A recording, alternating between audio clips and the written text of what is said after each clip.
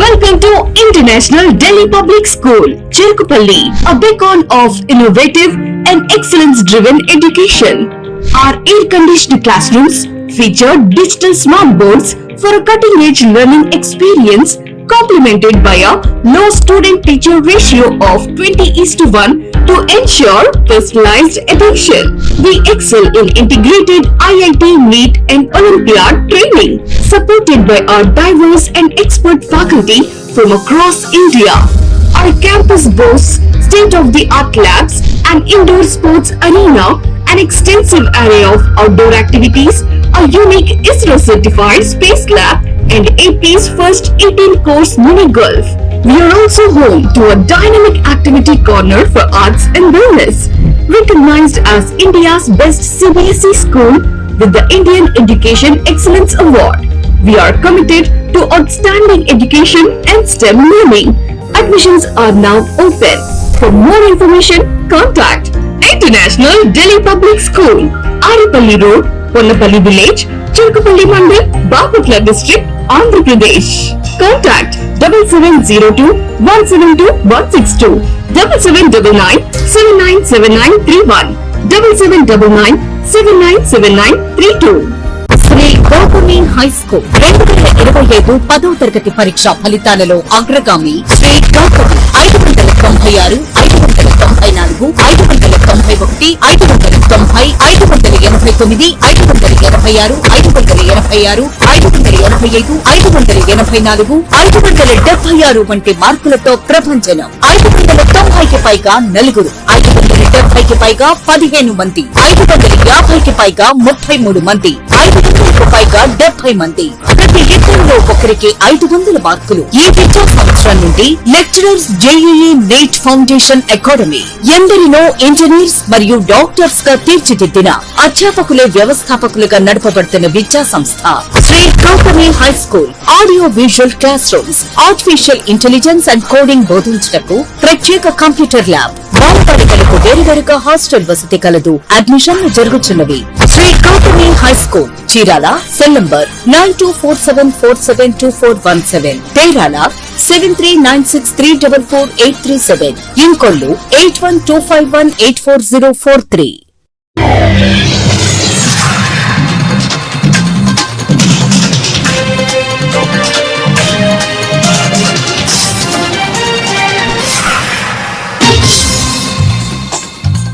నమస్కారం, city news తెలుగుకి స్వాగతం. ఈనాటి వార్తా విశేషాలు. వేటపాలెం మండలంలోని నాయనపల్లిలో వేంచేసి ఉన్న శ్రీ పోలేరమ్మ అమ్మవారి 49వ సిడి మహోత్సవం వైభవంగా నిర్వహించారు. ఈ సందర్భంగా రంగురంగుల విద్యుత్ దీపాలతో అలంకరించి ప్రభను ఏర్పాటు చేశారు. ఆచారవంతులు సిడిపోతుని ఊరేగింపుగా దేవస్థానం దగ్గరకు తీసుకుని వచ్చి సిడిపెట్టెలో పెట్టి సిడిమాను కట్టి అమ్మవారిని ఆలయం చుట్టూ సిడిమానుతో ఊరేగించారు. భక్తులు అధిక సంఖ్యలో పాల్గొని అమ్మవారిని దర్శించుకున్నారు. ఉత్సవ కమిటీ కార్యక్రమాలను పర్యవేక్షించింది.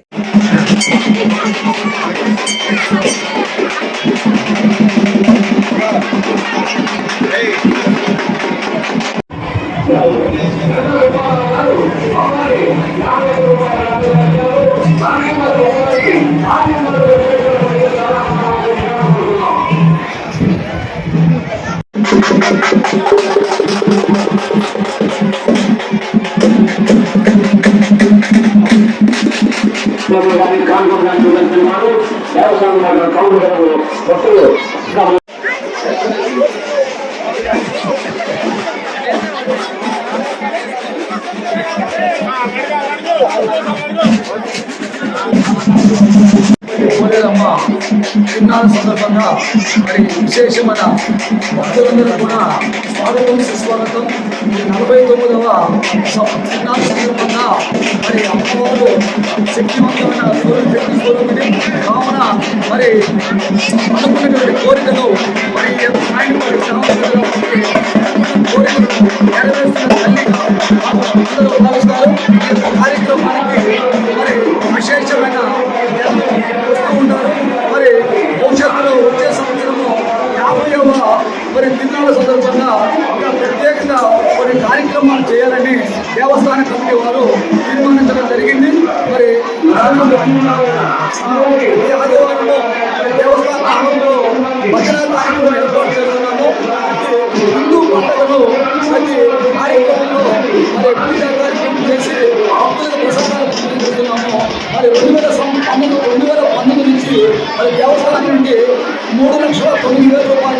జిల్లా వేటపాలెం మండలం కొత్తపేట నివాసి అయిన యన్న వీర నాగేశ్వరరావు మీడియాతో మాట్లాడుతూ మా మేనల్లుడు వట్టి శ్రీనివాసరావు తల్లిదండ్రులు అనేక కారణాలతో వదిలివేయడంతో అతన్ని చేరదీసి విద్యావంతుని చేశారు. నాకొక కూతురు, పేరు జగదుర్గ. నా కూతురు చీరాల గౌతమి కాలేజ్ లో ఇంటర్మీడియట్ లో 989 మార్కులతో పాస్ అయింది. కానీ ఏ ప్రభుత్వం పథకం కూడా మాకు అందటం లేదు. విచారించగా మా రేషన్ కార్డులో మా మేనల్లుడు వట్టి శ్రీనివాసరావు పేరు చేర్చబడి ఉంది. అందువలన మీకు ఏ పథకాలు అందవో అతని పేరుపై చుండూరు సురేంద్ర అనే వ్యక్తి సత్యసాయి సేవా సమితి రాష్ట్ర ఉపాధ్యక్షుడు కారు తీసుకుని ఉన్నట్లుగా చూపిస్తోంది. దీనివలన మాకే పథకం అంటే చేనేతలకు రావాల్సిన ప్రతి ఒక్క పథకం రావటం లేదని వాపోతున్నారు.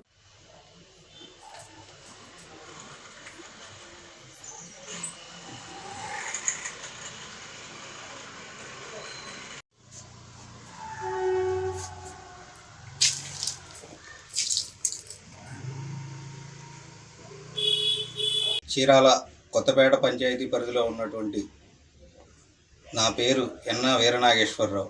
నేను ఒక సాయి కుటుంబం సభ్యుడిని. సాయిరాం. గతంలో 2007లో దీన జనార్దన పథకంలో నా మేనల్లుడు తల్లిదండ్రులు దూరం అవడం వల్ల వాడు నా దగ్గర పెరుగుతూ ఉండేవాడు. 2007 సంవత్సరంలో దీన జనార్దన పథకం పెట్టిన తర్వాత నా మేనల్లుడిని దీన జనార్దన పథకంలో ఉన్నటువంటి సాయిరాం నా మేనల్లుడికి తల్లిదండ్రులు దూరం అయ్యారు.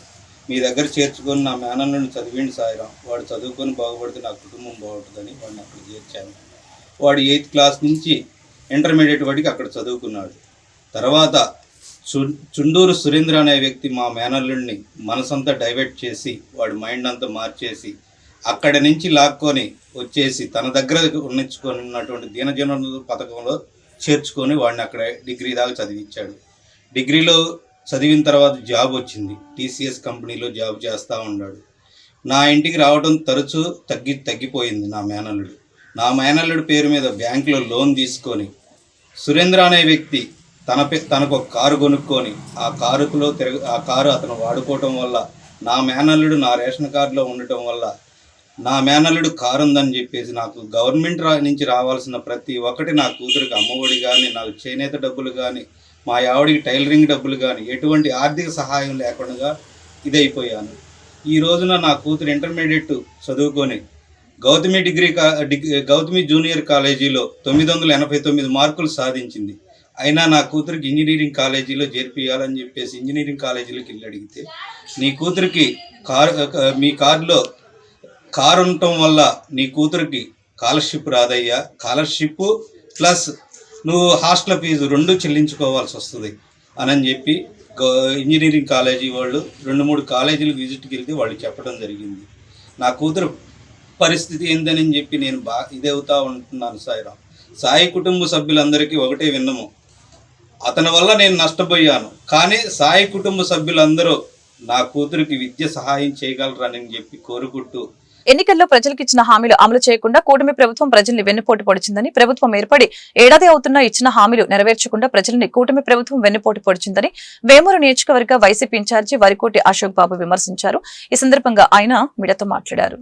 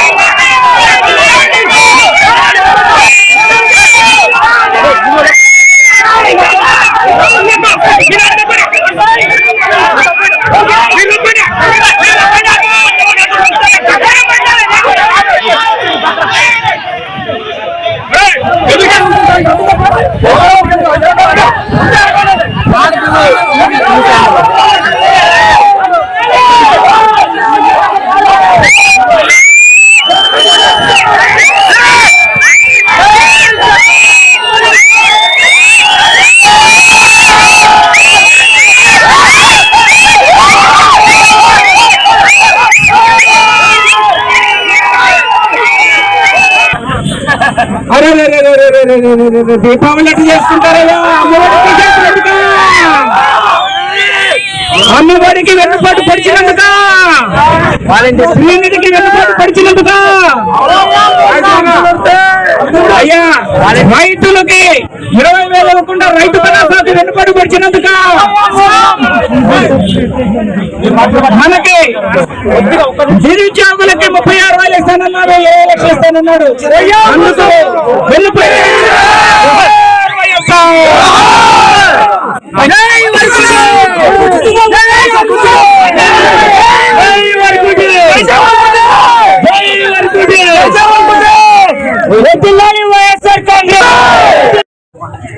జగన్మోహన్ రెడ్డి గారు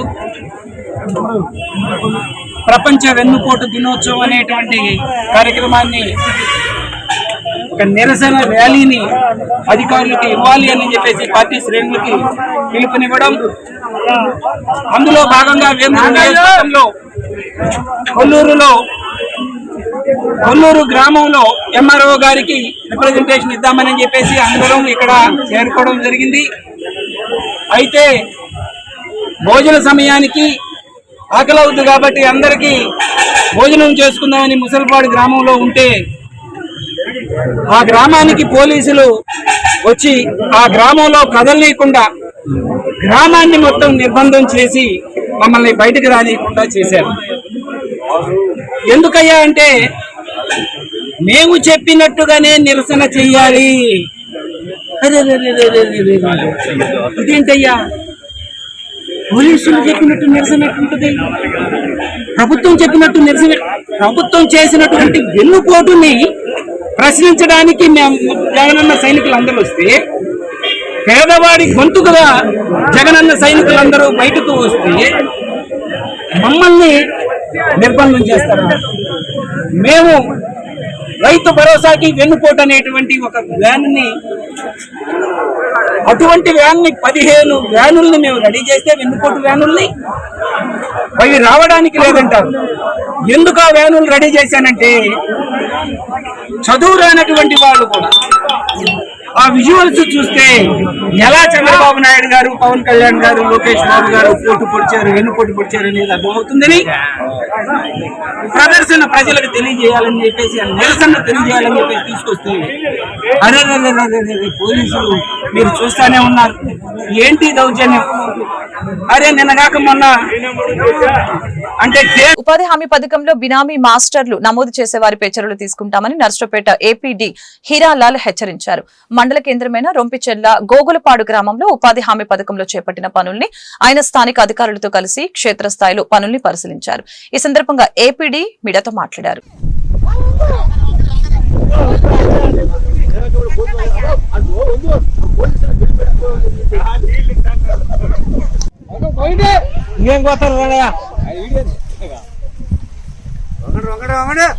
వీరాంజనేయులు అనురాధ పక్క బండి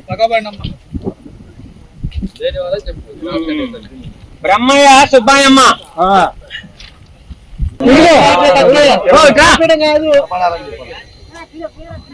మాట్లాడగలరా శివరావు జ్యోతి శ్రీనివాసరావు గుల్లెమ్మ.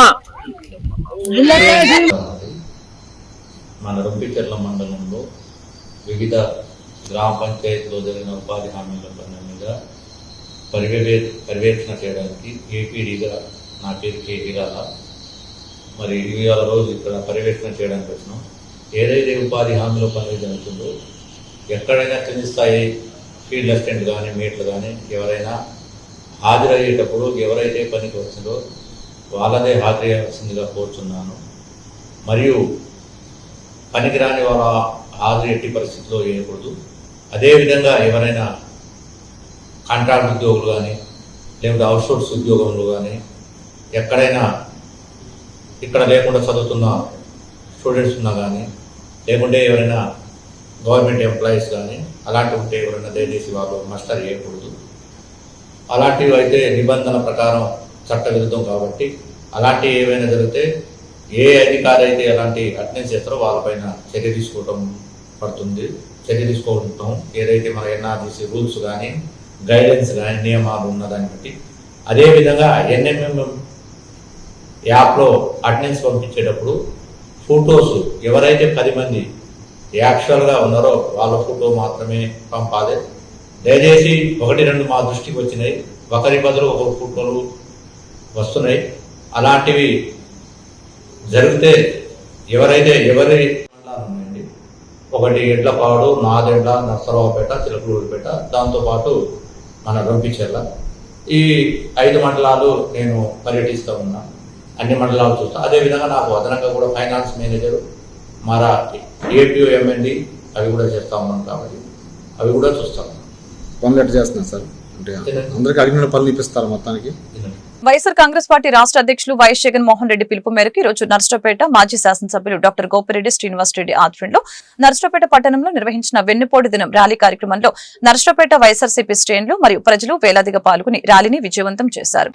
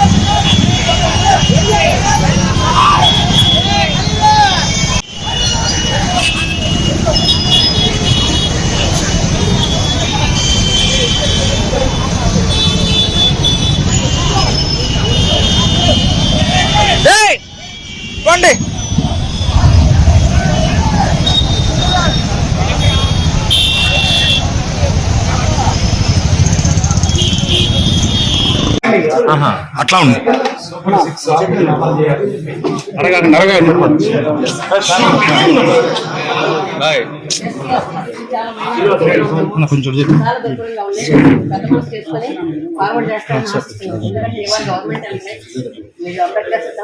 కొంచెం ఎక్కి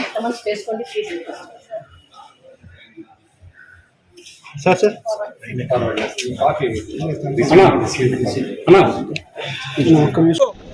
ఇంతవరకు అమ్ముకునేది ఎవరు? తెలుగుదేశం పార్టీ ఎమ్మెల్యేలు, నాయకులు కదా. నర్సరావుపేట నియోజకవర్గంలో 28 లక్షల రేషన్ బియ్యం ప్రతి నెల కూడా ఈరోజు డబ్బులు తీసుకుంటున్నారు. ప్రతి నియోజకవర్గంలో జరుగుతూ ఉంది. ఎవరు దోపిడీ చేస్తున్నారు? ఇంతవరకు పవన్ కళ్యాణ్ గారు ఎందుకు మీరు మాట్లాడట్లేదు? నారాయణ మనోహర్ గారు ఎందుకు మాట్లాడట్లేదు? ఈ రోజు వాళ్ళ అనుచరులు మళ్ళీ తిరిగి బ్రహ్మాండంగా అమ్ముకోవడానికి వెహికల్స్ కూడా తీసేశారు. ఇప్పుడు రేషన్ ఇంటికి పోయి ఇవ్వాల్సిన అవసరం లేదు. ఇంతమంది ఇంటికి పోతే కొంతమంది తీసుకుంటున్నారు. ఇప్పుడు వాళ్ళు కూడా తీసుకోకుండా నేరుగా నెలవరికి వచ్చేపటికి ఎత్తేసే కార్యక్రమం చేయడానికి రేషన్ వెహికల్స్ కూడా ఎత్తేసారు. ప్రజలు ఎంత ఇబ్బంది పడుతున్నారు మనం చూస్తాం. ఇవాళ వాలంటీర్ ఉద్యోగ నిరుద్యోగ వృత్తి ఇస్తున్నావు, ఉద్యోగాలు ఇస్తున్నావు. 3 లక్షల ఉద్యోగాలు తీసేశాడు. ఒక ఉద్యోగం ఇవ్వలేదు. నీ కొడుకు ఒక ఉద్యోగం ఇచ్చుకున్నావు. కానీ రాష్ట్రంలో 3 లక్షల మంది ఉద్యోగాలు తీసేశారు. 2,60,000 వాలంటీర్లు, 20,000 కార్పొరేషన్ లో పనిచేసేవాళ్ళు, 20,000 ఎండిఎం తప్పకుండా ఛాలెంజ్ చేసి ఇప్పుడు చెప్తున్నారు. ప్రజలు ఏదో బుద్ధి చెప్పారు, వైసీపీ కన్నా బుద్ధి రాలేదు అంటున్నారు. ప్రజలు పోయిన ఎలక్షన్ లో మీకు బుద్ధి చెప్పారు. మొన్న ఎలక్షన్ లో వైసీపీని ఓడించారు. మళ్ళీ ఈసారి ఎలక్షన్ లో మీకు బుద్ధి చెప్పడానికి సిద్ధంగా ఉన్నారు. గుర్తుపెట్టుకోండి. సంవత్సరం కాలంలో ఇంత వ్యతిరేకత వచ్చిందంటే ఈ ప్రభుత్వం ఎలా పనిచేస్తుందో ఒక్కసారి అర్థం చేసుకోండి. ₹1 నియోజకవర్గంలో ఇంతవరకు ఫండ్స్ తేలాలి. జేఎన్టీయూ ఇంతవరకు నడపట్ల. గుర్తుపెట్టుకోండి. జేఎన్టీయూ ఇంతవరకు ఏ పరిస్థితిలో తెలుసు. కేంద్రీయ విద్యాలయం సైట్ గురించి నిర్ధారణ చేయడానికి ఈయన ఇంతవరకు ఒక మాట మాట్లాడాల. మాజీ ముఖ్యమంత్రి జగన్మోహన్ రెడ్డి గారి యొక్క ఆజ్ఞానుసారము డాక్టర్ గోపిరెడ్డి శ్రీనివాస్ రెడ్డి గారి యొక్క నేతృత్వంలో నర్సరావుపేట నియోజకవర్గంలో నేడు వెన్నుపోటు దినం కార్యక్రమాన్ని చేపడితే ఒక్క సంవత్సరంలో అధికారులకు వచ్చినటువంటి పార్టీ యొక్క ఒడుగేట్లుగా వేలాది మంది యువకులు, రకరకాల వర్గాల్లో ఉండే ప్రజలందరూ కూడా మూపెత్తున లేచి వచ్చి ఈ వెన్నుపోటు దినంలో కార్యక్రమంలో పాల్గొనేందుకు ముందుగా అందరికీ నమస్కారాలు. ఏమిటి వెన్నుపోటు? తల్లికి వందనం అన్నాడు. సంవత్సరం గడిచింది. ఇప్పటికి దిక్కు దివానా లేదు, విధి విధానాలు లేవు. ఫ్రీ బస్సు అన్నారు. ఉచిత బస్సు అని చెప్పి అన్నారు. రాష్ట్రంలో అరాచక పాలన, వెన్నుపోటు పాలన మొదలయ్యి ఈ రోజుకి ఒక ఏడాది కాలం పూర్తయింది. ఈ ఏడాది కాలంలో ఏ వర్గాన్ని వదిలిపెట్టకుండా ప్రతి వర్గాన్ని వెన్నుపోటు నిమిషానికి పొడుస్తూ ఉన్నాడు నారా చంద్రబాబు నాయుడు. అతనికి తగ్గట్టుగా నారా లోకేష్, అతని వంతపాయ డోలు పట్టి పవన్ కళ్యాణ్ గారు, ప్యాకేజీ స్టార్, వీళ్ళందరూ కలిసి రాష్ట్రంలో ప్రజలను నిట్ట నిలువను దోపిడీ చేసి అభివృద్ధి పేరిట లేని రాజధానిని క్రియేట్ చేస్తూ సృష్టిస్తూ దాని బదులు వాళ్ళు అభివృద్ధి పేరిట లంచాలు తీసుకుంటూ నిర్మాణమే లేని అమరావతిని గ్రాఫిక్స్ రూపంలో రాష్ట్ర ప్రజలకు చూపిస్తూ ప్రతి క్షణం మోసం చేస్తున్నారు. ఒక వాలంటీ వ్యవస్థని గాని అంగన్వాడీని గాని. రొంపిచెర్ల గ్రామ సమీపాన ఉన్న అద్దంకి నార్కెట్పల్లి హైవేపై ప్రయాణికుల్ని లారీ ఢీకొనడంతో మృతి చెందిన ఘటన బుధవారం ఉదయం చోటు చేసుకుంది. పోలీసుల వివరాల మేరకు లారీ హైదరాబాద్ నుంచి కందుకూరు వెళ్తోంది. ఈ క్రమంలో బస్సుని కంటైనర్ ను ఢీకొట్టింది. బస్సులోని ప్రయాణికులు మరొక బస్సులో ఎక్కించే క్రమంలో మరొక ట్రావెల్ బస్సు కంటైనర్ ని ఢీకొట్టింది.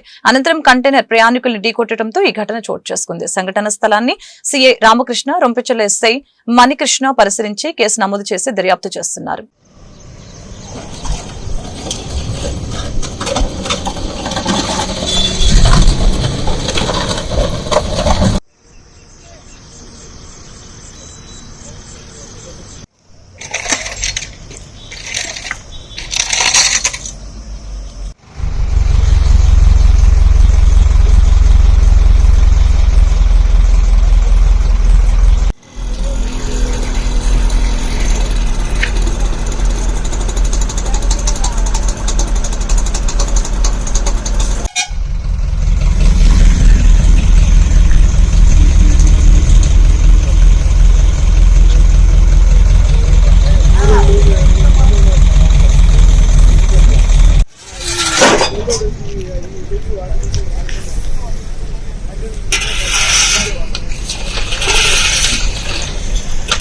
ఈ వార్తలు ఇంతటితో సమాప్తం. మరొక బులెటిన్ మళ్ళీ కలుద్దాం.